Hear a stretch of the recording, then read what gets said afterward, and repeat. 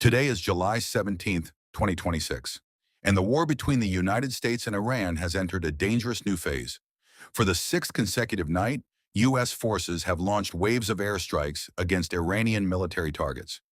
Iran has responded with missile and drone attacks on U.S. military facilities in Kuwait, Jordan, and Bahrain. The Strait of Hormuz, through which 20% of the world's oil flows, is effectively closed. Both sides have reimposed blockades. Oil prices are soaring, and once again, Africa is paying the heaviest price for a war it never chose. I'm your host, and this is Africa Coexistence. Here is what you need to know about today's escalation. Let's start with the facts on the ground. At 2 p.m. Eastern Time today, U.S. Central Command announced it had begun a new wave of strikes against Iran for the sixth consecutive night to further degrade Iranian military capabilities. The strikes have now expanded into northern Iran for the first time, hitting areas around the capital Tehran in Semnan province, which houses Iran's ballistic missile production and space program. Iranian officials say U.S. strikes have killed more than 35 people and wounded over 300 others, but Iran is not backing down.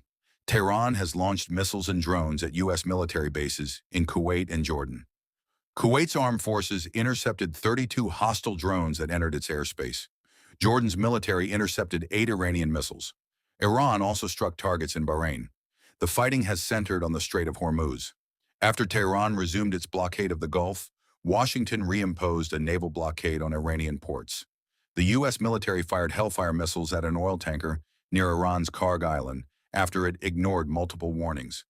Iran has warned that this is its invincible red line.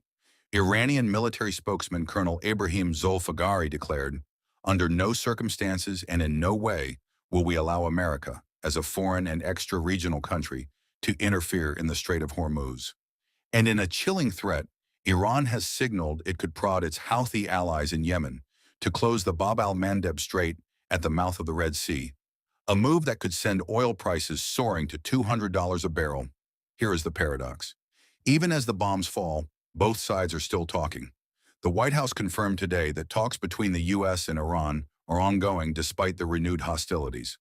White House Press Secretary Caroline Leavitt said, "We're talking to them, but again, the president is not going to allow them to fire on ships in the strait without paying a consequence."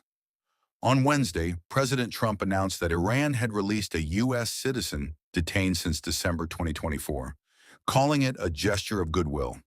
However, Iran's judiciary later challenged this, saying no American prisoner had been released.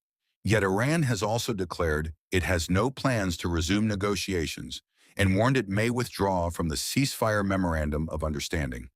The ceasefire that was signed on June 17th is now effectively dead. This is a war fought with missiles, but also with mixed signals. Now let's talk about what this means for Africa. The re-escalation has largely halted traffic through the Strait of Hormuz. Just 11 fuel tankers and cargo vessels crossed the strait on Wednesday, down from a pre-conflict average of 138 per day. Oil prices have risen for a 4th straight day. For African nations, this is a catastrophe. The IMF expects regional growth to hold at 4.3% in 2026, but warns that this masks a widening divide between countries able to absorb external shocks and those that cannot. Economists warn that sub-Saharan Africa's economic crunch will likely extend to the end of 2026. The conflict is forcing African governments to reassess their security and economic priorities in light of its impact on oil markets, shipping lanes, and finances. Let me give you specific examples. In Nigeria, petrol prices have surged more than 50% since the war began.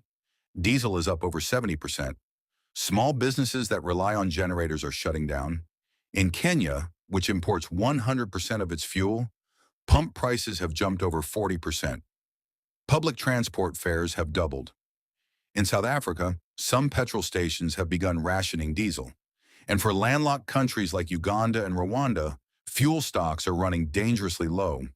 Transport costs are skyrocketing. This is not just about expensive fuel. The Strait of Hormuz also carries a third of the world's fertilizer. Without it, African farmers face lower crop yields. Food prices are climbing. The UN warns that millions more could face hunger. The situation is now more dangerous than ever. Iran's Revolutionary Guards have threatened to close all other export corridors that benefit the U.S. and its allies. Their message is clear. Regional energy exports are either shared by all or denied to all. If Iran follows through on closing the Bab el-Mandeb Strait in the Red Sea, two of the world's most vital energy arteries would be blocked simultaneously. Oil prices could surge to $200 a barrel.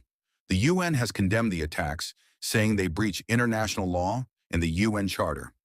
Iran's foreign ministry has called the U.S. military strikes a war crime. But for Africa, the question remains, who speaks for us? Who calculates the cost of this war on our families, our farmers, our small businesses? Today, July 17th, 2026, the bombs continue to fall in the Persian Gulf. And here in Africa, we continue to bleed for a conflict we had no part in creating. This is Africa Coexistence. Subscribe, share this video, and let the world know that Africa's voice must be heard.